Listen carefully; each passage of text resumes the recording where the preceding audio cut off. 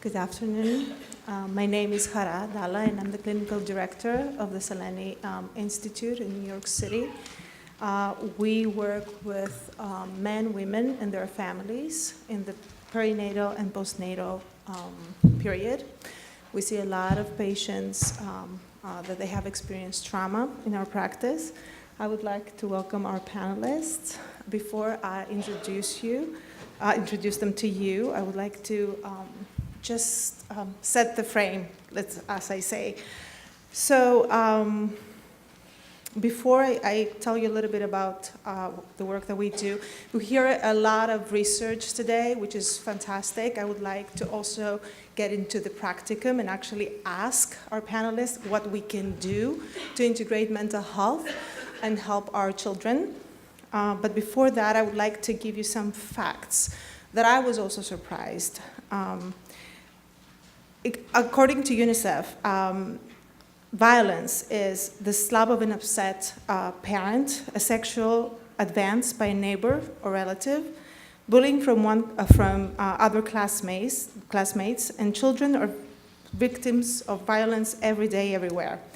Every 5 minutes, a child dies as a result of violence. Millions more children live in fear of physical, emotional, and sexual violence. Only 60 countries have adopted legislation that fully prohibits the use of corporal punishment at home, leaving more than 600 million children under 5 without full legal protection. US is not one of those countries. UK is not one of those countries. France and many other countries. Only 9% of children under 5 years old, live in countries where corporal punishment is allowed. Every 7 minutes, an adolescent is killed by an act of violence.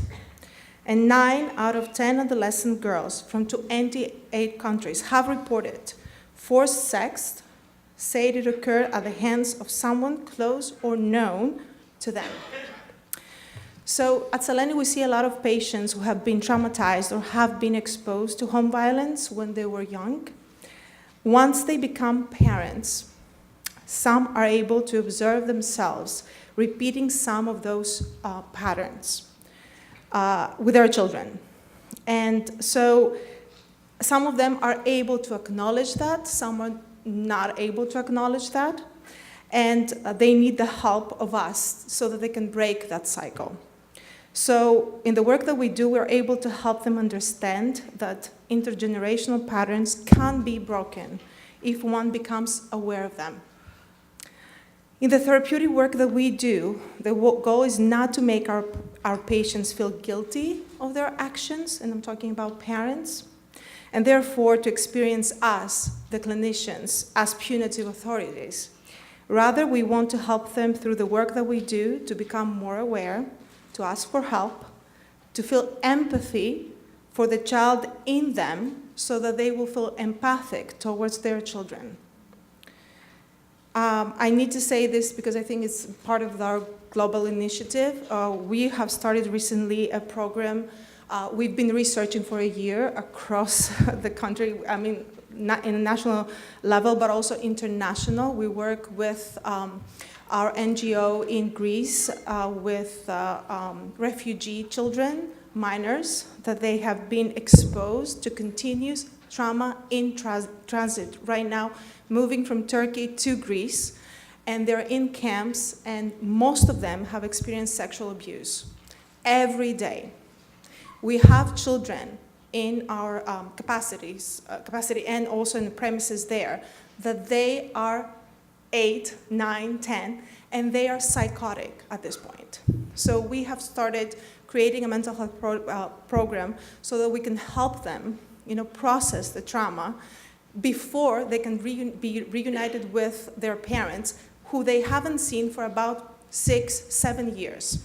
So you can imagine leaving the war, Syria, moving into the camps. They have not seen their parents for years and years, and they're left alone to be exposed to violence every day of their lives. So you can imagine how difficult that is when you work one-on-one with them, because we're talking about what we're doing in action, actually, with the children. So, with that being said, I want to say that no violence against children is justifiable, but all violence against children is preventable. And there are many studies, as we were able to listen to today, and I just want to say that violence exists in every country of the world, cutting across culture, class, education, income, and ethnic origin. In every region, this is a human rights issue, as a matter of fact. That's what I'm trying to convey to all of you. And it's against human rights obligations and children's developmental needs.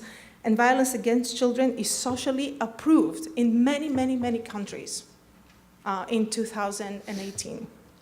So, like I said, this is a human rights issue, and with that being said, I would like to welcome our panelists, and if you can take a couple of minutes to introduce yourself and the work that you do.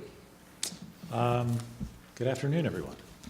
My name is Gary Belkin. I'm the Executive Deputy Commissioner for your city's health department. I oversee our mental health work, and I will talk a little bit about that. Hi, I'm Philip Campbell. I'm the Editor-in-Chief of the scientific journal Nature, but I'm also chair of the trustees of a charity in the UK called MQ, Transforming Mental Health. Nobody knows what MQ stands for, and it doesn't matter. It turns out it doesn't matter. So I'll say more in my little speech.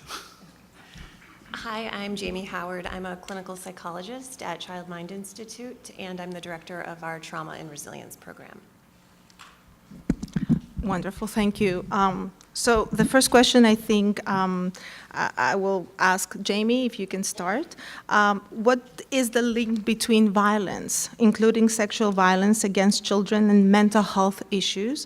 And what are you doing through your work initiatives to address this? And then maybe Dr. Belkin can continue with that.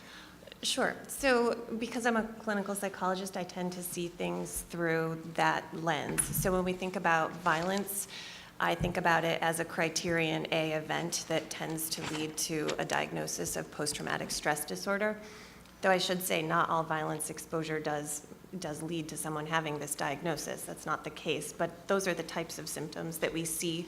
And the symptoms of this diagnosis are things like re-experiencing symptoms, intrusive thoughts, nightmares about the traumatic or violent situation that happened, avoidance of people, places, things, activities that are related to the traumatic event that happened, changes in your thinking and changes in your emotions. So we see a lot of emotional numbing or a lot of anger or sadness or fear, which would be understandable. The changes in thinking tend to be two particular types of thought distortions. One called assimilation beliefs, where you tend to blame yourself for the event that happened. That's when you're having a hard time sort of accounting for what happened. Given your current worldview, it doesn't make sense. So you figure this must have been my fault. And we see things like hindsight bias.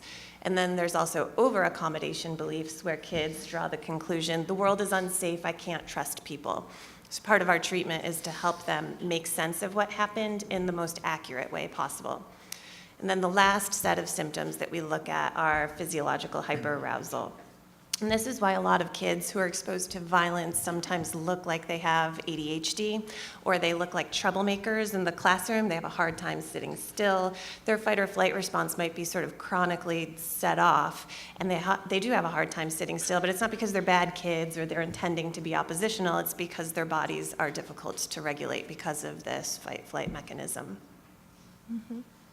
Dr. Belkin, can you talk to us a little bit about that through the work that you do? Yeah, so in the health department, we try to think about how we can act at a population level.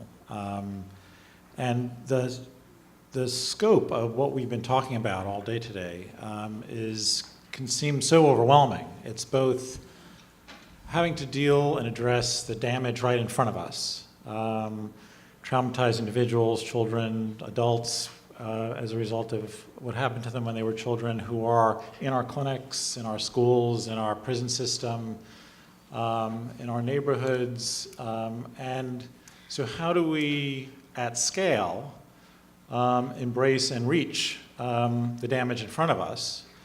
And yet also at the same time, how do we reach further upstream to stop the damage coming in front of us? A lot of things that Jeffrey Sachs talked about. How do we build in, on either end of that spectrum, how do we build in the abilities to make the new normal that we're implementing all the things that we know work? Even though we've known all the things that work for a long time, we haven't baked it into what we do. They're not the paths of least resistance to act in those ways. So one thing we've been thinking about at the health department around the issue of mental health more broadly, but early childhood socio-emotional development is really key to that, is how do we bake in these principles we know work into structures that take it to scale and make it more likely to be the new normal, touching more people, at both the damage we see and that we can prevent. So a lot of our initial thinking of that is captured in an ambitious effort by the city called Thrive NYC, which people may have heard about or be familiar with. You know, what Thrive was sort of the answer to a question to think at that scale and scope and build the structures that stack the deck in favor of doing the right thing in more places and more times and more regularly. We also had asked the question, how does government have to change? What does government have to do to be a part of creating that new normal? So a lot of what's in Thrive NYC are things you might expect for a mental health plan, which are expanded services and new ways to have access to care and so forth. But a lot of those initiatives really try to build out new structures in terms of trying to reach more folks more regularly in more places. We have given every Department of Education campus, and there are 1,800 of them, either a school-based clinician or what we call a school-based mental health consultant, which works with principals to identify needs and think about not just what individual students need, but how the school climate and the skill sets of all the school staff can contribute to socio-emotional health. We're attempting to train all of our public pre-K and public daycare front-facing staff in socio-emotional learning skills, who touch about 100,000 children a year. It's 9,000 staff. So we're really trying to think of how we put skills into other people's hands to put what we know works in the water, to really think about how to break out of the usual spaces that we think mental health happens in clinics and with specialized professionals, nothing against them. And I'm a psychiatrist myself, but in a good way. But to appreciate the fact that most of the effective points of contact are outside of the mental health system, are in schools, are in houses of worship, are in homes, are in jails and prisons, are in other places, in daycare centers, and we need to skill up those people in best practices that also help them be effective earlier. So a lot in Thrive is really reimagining the spatial organization of the treatment system. But we're also trying to reimagine the degree that more of government and more of society has the opportunity to interact and interface in the way that Professor Sachs challenges us to. So a lot of these initiatives, most of the Thrive initiatives are owned or co-owned by agencies other than the health department. They're in the Department of Education and ACS and NYPD and the Parks Department because they have to be there. To really start achieving this cross-sectoral constituency for action, to be able to really have the momentum and the thrust of being like Sweden, get a foothold and have real stakeholder interest and skin in the game that is deep and real. The degree that, because of Thrive and events leading up to it, the way that we as a health department, for example, interact with NYPD, with the Department of Education, with the other agencies I mentioned, has really been transformed and kind of built into a new structure the mayor set up called the Mental Health Council, which brings a couple of dozen agencies together to try to work in that concerted way. And while all of this is getting its footing, all of this is early, it's about projected to be an $850 million investment in its first 4 years, this whole Thrive portfolio.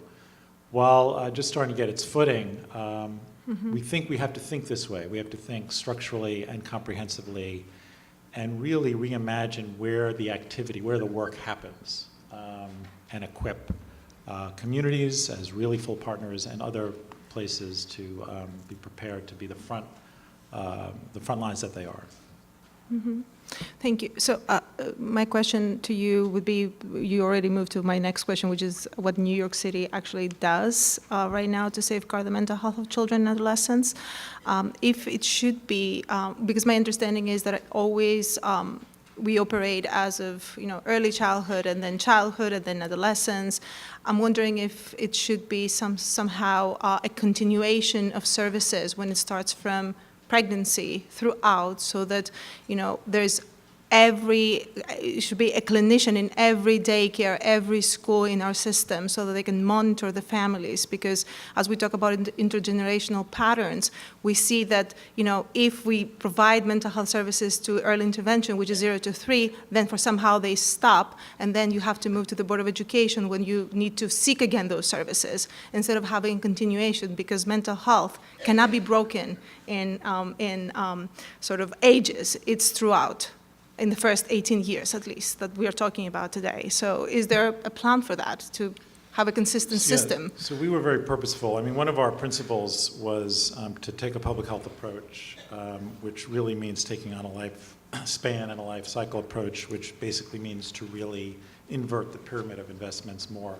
early in life, but across that spectrum. So I mean, there are 54 initiatives in Thrive. People can look it up, but it includes everything from bringing almost all the hospital systems in this city together in a learning collaborative to achieve universal screening and connection to treatment for pre- and postpartum depression.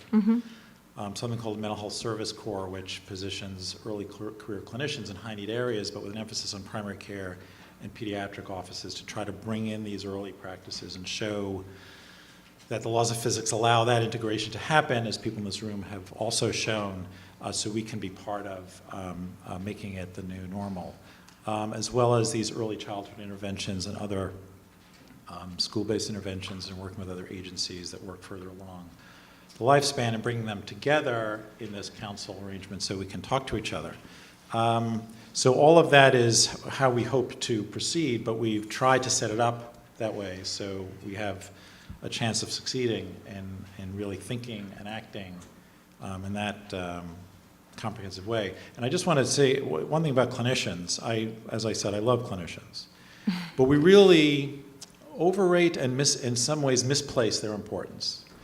I want to acknowledge Joanna and Angela's invitation to me and thank them for it, because they represent two parts of my recent life. One, Angela is part of our advisory committee for developing Thrive. Joanna was part of my life right before that, was working with Jeff and her and Partners in Health and the Millennium Villages Project to think about how to bring mental health to sub-Saharan African settings, and with Partners in Health in Haiti, where one had to let go of every assumption one had about what expertise is needed and what workforce is needed to think about population mental health. And actually, there's a rich evidence base coming out of those parts of the world that a lot of lay learned skills are actually often the best match, particularly for folks who are first identified or need to be supported in their communities. So I think we in this country have underestimated, and Thrive has really heavily invested in skilling up other people. But what that does is it puts clinicians in a very exciting position that we have underinvested in putting them in, which is as coaches and partners to the rest of their communities. And we need to, a lot of Thrive test models for doing that, where it puts the clinical expertise to partner with the ability of the daycare provider to pick up trauma in a young child or work with a mother, and to be a better partner in doing that. And we should pay the healthcare system to partner in that way, rather than to wait 10 years later for them to show up in Jamie's clinic. Yes, and not only, I think, clinicians, it's also educators here being aware. I would like to ask Philip, and then my next question, what is the experience in the UK, and why is there now a movement in the country? Right. So I tried to say no to doing this panel, I have to tell you. And Joanna is someone you can't say no to, ultimately. But the reason I wanted to say no was that I have no qualifications whatsoever in terms of experience of child violence, for example. However, the mental health issues in the UK are certainly there. Child violence is there. And I thought I'd just give a little description of some of what's going on there, because it does relate to what I've heard. I just also wanted to say I have colleagues who work here in New York who have benefited with their kids with the services that are provided in New York, and they speak very highly of them. And also, I'm interested in research, in research community terms, with a trend for government encouragement of research that is useful, how researchers can work with the stakeholders in that research at early stages in the project sometimes. We even frame the project at the very beginning. And I'm always interested to know how that's developing, and if we have a chance to talk about that at some point, that will be good. The sort of research we've heard about today has been of a particular kind, looking at the brain and at the crucial thing at the root of a lot of this.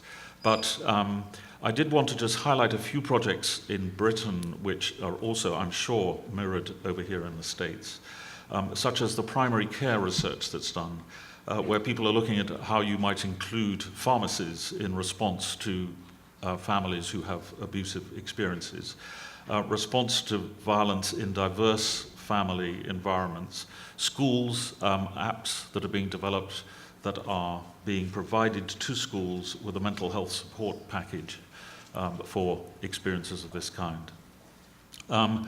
Those, as it happens, those examples I've just mentioned are funded by the central government of the UK and local governments. There is a charity sector, which is really where I'm coming from and what I want to say a little bit more about. But to give again some examples of some quite very basic research that's funded by charities, funded by individual donors, right? So these are charities that are not funded by one fundamental endowment, they're not funded by government, they're not funded by industry. These are all purely funded by individual donations. So there's a fundamental one, for example, on pinpointing the brain cells that are involved in exposure therapy and how their epigenetics changes, i.e. the way their genes are expressed at different phases, how that changes. So that's quite a fundamental study of exposure therapy and what effects it has. And on the other hand, there are how can frontline staff, again in the primary care sector, assess people as being appropriate for PTSD treatment, and also young people, their own perspectives, people who have suffered from abuse, what are their perspectives and how do we take those into account? So these are just a very few examples of what the charity sector is doing. But it's an interesting spectrum of quite fundamental right the way through to very applied. So if you look at the charity sector in the UK, it sits in a context where the government has given a lot of priority verbally to mental health and child protection, both mental health more generally, but also the way in which the system needs to increase its support for children and vulnerable children in particular. And at the same time as speaking in that very supportive way, and indeed generating reports and implementing some actions, the welfare state that Britain has, the National Health Service, and crucially the social care system that sits alongside it, are in deep trouble. They're in deep trouble partly because of key staff leaving because of Brexit, which we're not going to go into, but also, more importantly, actually, because of the policies, the economic policies that have been pursued. I'm no economist, but the policies that have been absolutely reducing a very large financial deficit. In proportional terms, I'm not sure it's anything like as large as the US stands to have, but nevertheless, it is a big deficit. As a result, a lot of the social services have been reduced. Charities, therefore, often sometimes step in to substitute for the activities that the government has done. So a huge amount of the charity giving, there are 166,000 charities in the UK, funded, as I say, by individual donations. A huge number of those are looking directly at service provision, exactly family support, and in this particular context, the National Society for the Prevention of Cruelty to Children is a key player in that, both in terms of care, but also recently in boosting some research. And some of the projects I mentioned there were funded by them. A little bit of local history for you. The the Royal Society for the Prevention of Cruelty to Animals was formed in Britain in 1822. And then in 1866, an American, I think, called Henry Berger, and you may all know his name, but nevertheless, there he was. He went from the States to Britain, and he was inspired by that. He came back here, and he founded what eventually became the New York Society for the Prevention of Cruelty to Animals. And then he met a church worker a few years later who said, we should be protecting children as well as animals, and he promptly set up what became the New York Society for the Prevention of Cruelty to Children. And then the NSPCC was founded, inspired by him. The New York version happened in 1878, I think, and the British version happened in 1888. So there you go, a little bit of useless history, but you might be intrigued by that little hands across the sea. More seriously, if you look at the funding of research per sufferer or per person affected directly by a condition or a disease, in the UK anyway, but I think this is reflected in many places, it's something like £180 per person per year in terms of research funding I'm talking about. If you look at, that's cancer. If you look at dementia, it's about 120. You look at mental health, psychiatric disorders, it's 8. Mm-hmm. So that's the sort of imbalance that we are faced with. Right, okay, so we have a charity, it's called MQ. It was set up with a gift from the Wellcome Trust. Its expenditure at the moment, we're in the startup phase, it's only 2 million, but we're funding young scientists in America, in Uganda, in other places.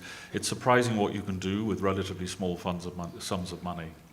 The really interesting thing here is a small charity like that can play a catalytic role. So at least in Britain, anything we can do to help the program that this meeting is talking about as a catalyst, because this charity sits absolutely in the network of funders in Britain, but also internationally. Anything we can do on that front, we can do. But the other thing I want to highlight is the desirability of those of you who support research and those of you who do research, whose work not only comes out in papers and journals, but actually leads to societal impacts, to celebrate that. On the panel we had this morning, somebody, I think it was Victor, was saying we need to communicate. But actually, people don't generally communicate that success because it's not judged within academia as a justification for your work, and the others are too busy to put up websites telling you why the research that they supported actually had the impact it did. There was a recent episode in Britain, so I'm coming to the end in a minute. There was a recent episode in Britain where they actually did a massive survey of the universities in the UK looking at exactly that. And there's a database of freely available database of 7,000 case studies of impact. They took about 10 to 15 years, most of those impacts. You can see the academic literature, but the evidence for the impact is either on websites where you can actually see things that are being done that illustrate that, or they are testimonials from partners, organizations, including the funders. And some of those partners are very prestigious funders, so they give a different element of prestige to academic research. And as I'm sort of steeped in the academic research base, because that's what my day job is, I can only celebrate those people who do achieve those sorts of impacts, and I can only encourage anyone else who wants them to help achieve that, to celebrate them when they do, and to make it really visible in your annual reports and on your websites that that is what they did. So I think at that point I'll stop. Okay. So we have approximately 8 minutes to answer the last question that I have for all of you.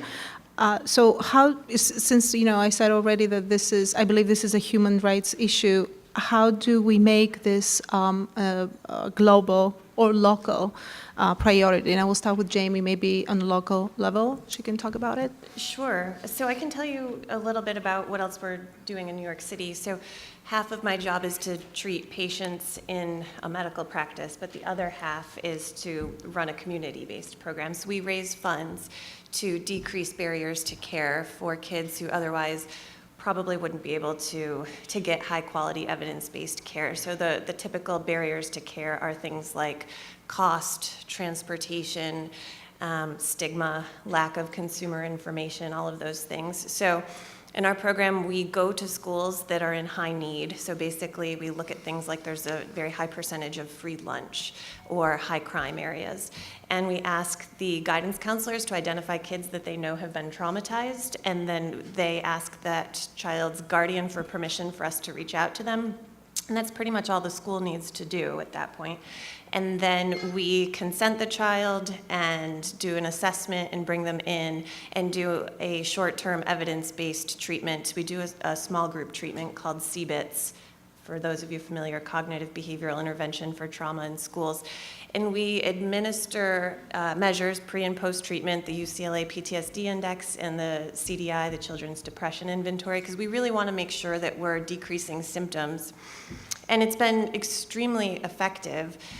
We have seen clinically and statistically significant decreases from pre to post treatment. That's sort of very, very simple data because we're not funded to do like a controlled kind of trial.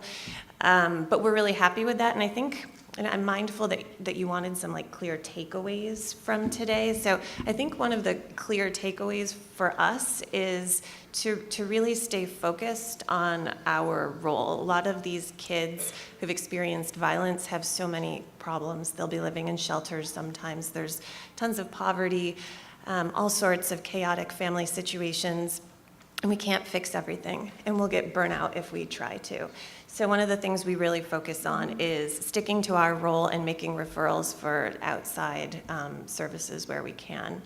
And that has been helpful to us because we've retained the same staff since 2012. And we really do have highly traumatized kids who we're working with who've experienced a great deal of violence.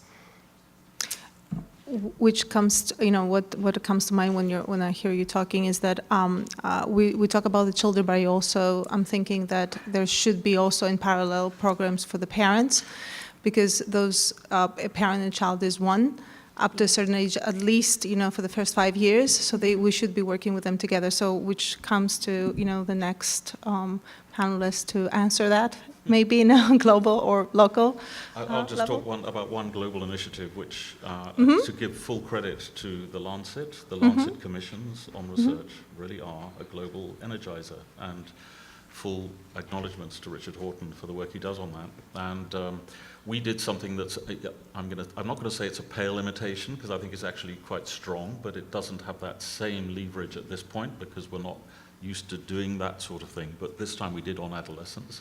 So the Nature group of journals produced a whole series of articles over the last, they came out over the last month or so.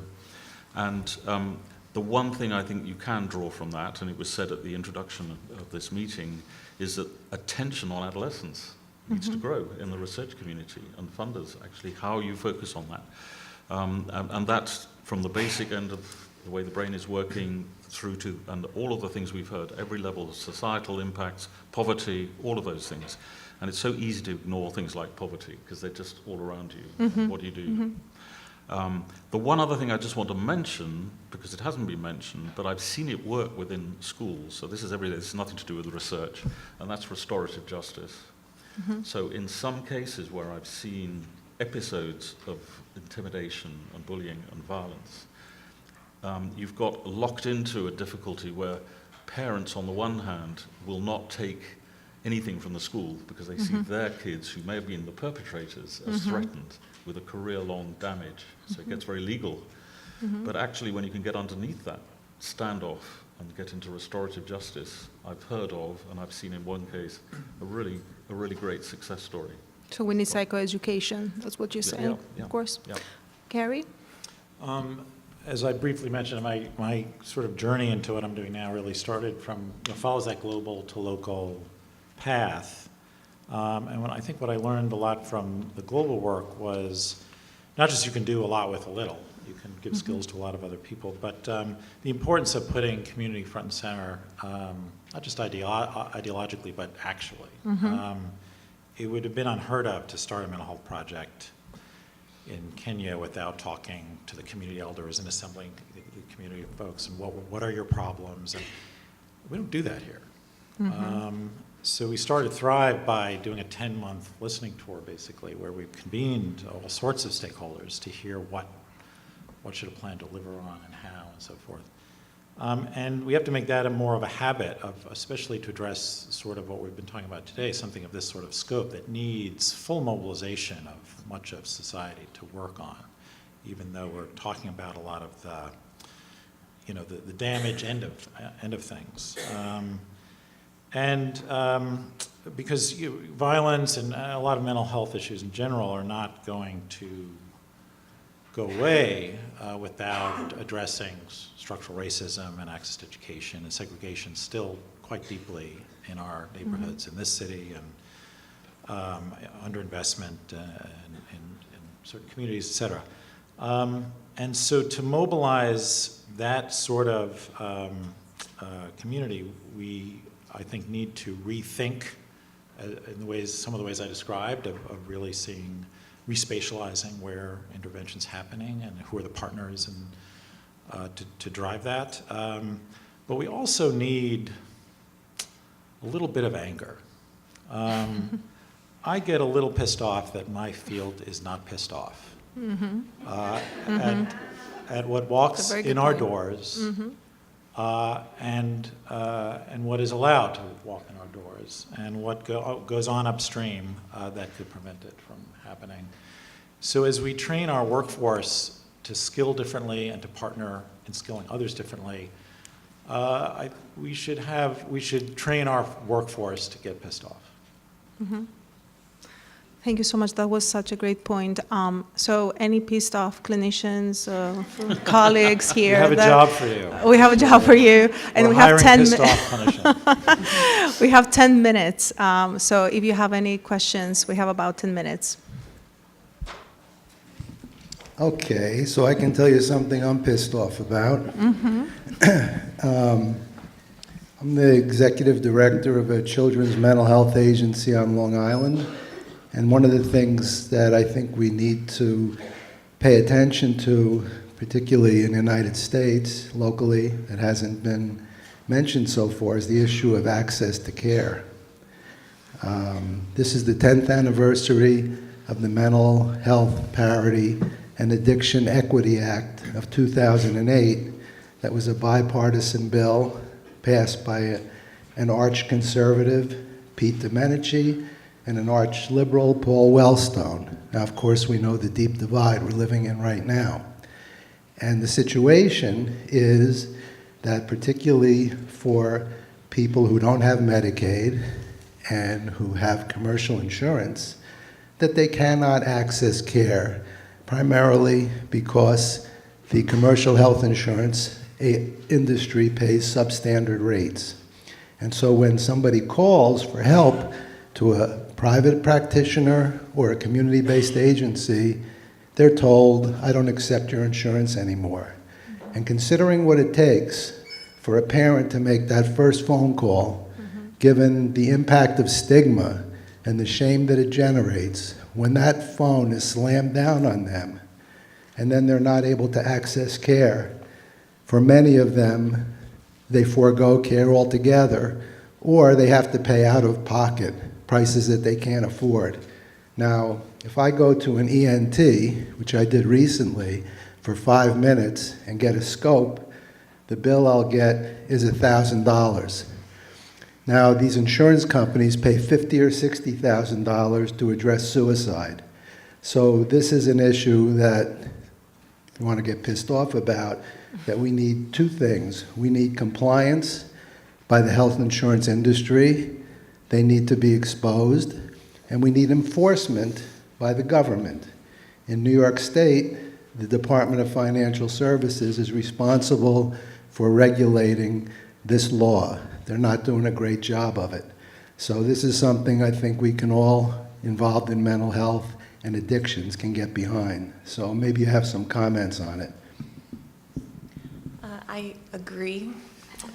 Me too. I mean, one of the goals of our program is to increase access to care for kids who otherwise wouldn't have access, but it is focused on more of a Medicaid population, although I would contend that people on Medicaid don't get great treatment either. Community mental health centers often triple book patients because they have such high no-show rates and their costs are so high, and a lot of the practitioners aren't trained in evidence-based treatment. So I think we have a really big mental health crisis in terms of access, and we need to, and we raise money. That's how we do it. We have a little bit of a Robin Hood model at Child Mind Institute where we raise money. We get some money through the city council and like the state, but we also raise money from private donors so that we can go out to the schools and completely free of cost come right to them and provide the care. And then also in our medical practice, we offer financial aid. But it's still, there's a copay that middle-class families have a hard time affording, and we need to do better. Yes. I think Jeff Sachs said it before, that there is a universal goal that everybody should have access to universal health care or health coverage. And so we should be thinking about it not disease by disease, but how do we create a system that every individual, especially every child, receives the health care they should be receiving, and that the cost of inaction is much higher to the society, and that's why we probably have the most expensive healthcare in the world per capita in the US. Maybe the best, but it's definitely the most expensive, so the best only for people who can afford it. While I'm standing here right now and not on the other side, is that it was fascinating to see that there is really a global right now movement when it comes to mental health, and we remember that, like in Africa, only 10 years ago, it was unheard of, and we still have perhaps a handful of people who work internationally on mental health, especially in the developing world. So it's great to see this momentum. At the same time, I think we spoke a lot about the role of child sexual abuse, especially sexual abuse that still remains an untold story, and that very often is not being recognized by physicians or nurses, even if they're mandatory reporters. So, and in your deliberations, I was so happy to hear about everything else going on, but I was not hearing how are we going to address the issue of actually stopping child sexual abuse? How are we going to, within the healthcare system, at least find ways of identifying children who are at risk, and how are we going to implement prevention? Because one thing we have learned from infectious diseases, that unless we invested in vaccines and unless these vaccines were actually delivered to children, we were not able to make the difference. In this particular case, we don't need vaccines. We need a change of social norms. And I wonder, whose responsibility is it to drive that change of social norm, that beating your children and sexually abusing your children is not. It's criminal, and it affects the whole world. So what are you going to do about it? So we have 1 minute to answer that question, so we can move to the final one. So how am I going to change child sexual abuse and prevent it? I mean, again, my lens, clinical psychologist, I aim to treat the population that has experienced it so that they are less likely to go on to victimize people themselves. But that's not working because that's the current model. So I think we need a more comprehensive approach for sure. And I think it's also a matter of education and including that into our educational system early on so we can talk about it and destigmatize mental health in general. So when we start with that thinking, then we can address other issues that now are not being addressed anyway because of stigma also. One final question, I think. We don't have so much time. Yes? Okay, thank you. I like the pissed off part of this.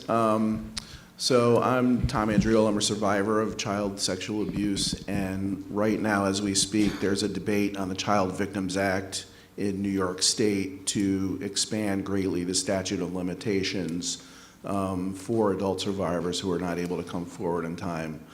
And that legislation includes a one-year window look back, so folks like myself and many others would be able to finally get some retribution. So if we could get this entire room pissed off and calling their New York State senators who refuse to answer the question about whether or not they support it, and do that in the next day or two, I think we might have a fighting chance. Thank you. We have only 1 minute, so if you're able to, ask your question in 1 minute, that would be great. Okay, I'll try. I'm an elder abuse social worker who uncovers a lot of child abuse and neglect in my work as well. And I also actually was a former patient of the Adolescent Health Center from 1996 to 2002. So thank you so much for the work that you guys do. Thank you. But very quickly, my concern is with mandated reporting of child neglect and abuse. A lot of agencies and bureaus I come across have never had that training, and a lot of them will refuse to do that because they're concerned about the child being removed from the home, and they have their own That's right. opinions about ACS. So I think that there needs to be a lot more training out there about what constitutes mandated reporting and the ramifications for it. And I want to link your question to Joanna's larger question, is why a lot of those kinds of things, a huge list of those kinds of things, how do we get that agenda to move and to have an owner of it? And the best answer I can give is what we're trying to do in the city, which is there are many things that have been paralyzed, many related agendas that have been paralyzed because there are these long lists of things we know we should do, but we don't have the mechanisms, we don't have the places to take them. And divide and conquer has left these agendas having to each fend for themselves to find those mechanisms.